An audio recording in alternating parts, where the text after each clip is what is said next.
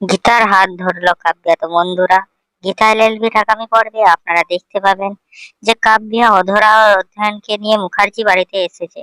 কাব্যাকে দেখে এখানে গীতা কাব্যাকে বলে যে তোমার সাহস কি করে হয় এই বাড়িতে আসার।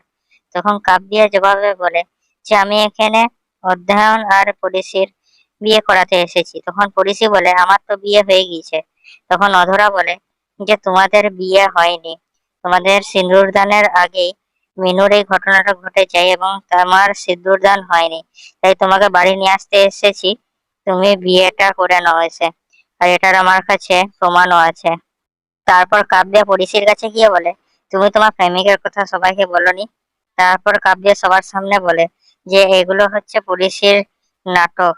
পরিশি বড়লোকের ছেলেকে ফাঁসিয়েছে এবং এখানে নিজের প্রেমিকের সঙ্গে থাকছে। তারপর স্বস্তিক এলে স্বস্তিকের সামনে এসে বলে যে তোমার আর স্বস্তিকের অবৈধ সম্পর্ক আছে। তখন গীতা এখানে কাব্যাকে চড় মারতে গেলে গীতার হাত ধরে নেয় কাব্যা। তারপর পড়িশি বলে কে স্বস্তিক। তারপর পড়িশি বলে যে তার মানে আমি ঠিকই ভেবেছিলাম এই যে পারফিউমের গন্ধ সেটা স্বস্তিকেরই। তারপর পড়িশি বলে যে আপনি এসব আমার কাছে কেন লুকোলেন।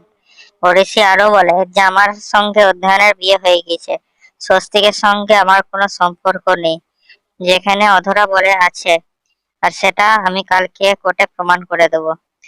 স্বস্তিক তখন অধরাকে বলে যে আমাকে নিয়ে ফালতু ঘটাবেন না। তারপর অধ্যয়নকে ধরে মারধর করতে থাকে। তারপর কাব্যা অগ্নিজিৎকে বলে যে আমি ভাবতে পারিনি আপনাদের বাড়িতে এরকম একটা কেচ্ছা হবে। তারপর তারা বাড়ি ছেড়ে চলে যায়।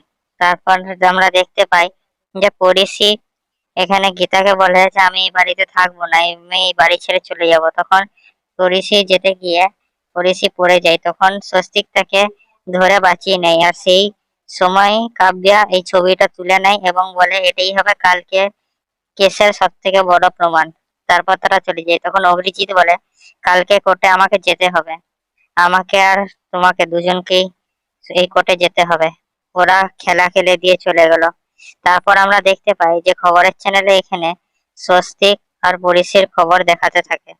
গিন্নি গীতাকে বলে ঘরের সবার অমতে তো পরিশকে এই ঘরে রাখা ঠিক হয়নি। গীতা তারপর বলে যে ওরা যদি প্রমাণ করে দেয় যে অধ্যয়নের সঙ্গে পরিশির বিয়ে হয়নি, তাহলে আমরা এই কেস থেকে বেরোতে পারবো না। পরিশি তখন বলে যে আমি এই ঘরটা ছেড়ে চলে যাব। গিন্নি তখন পরিশিকে বলে তোমার এই ঘরটা ছেড়ে চলে যাওয়াতে সব ঠিক হয়ে যাবে। আর সত্যি করে একটা কথা বলো, তোমার সঙ্গে কি অধ্যয়নের সত্যি বিয়ে হয়েছিল? তারপর গীতাকে এখানে গিন্নি বলে যে আমার লাগছে এগুলো পরিশির সব সাজানো।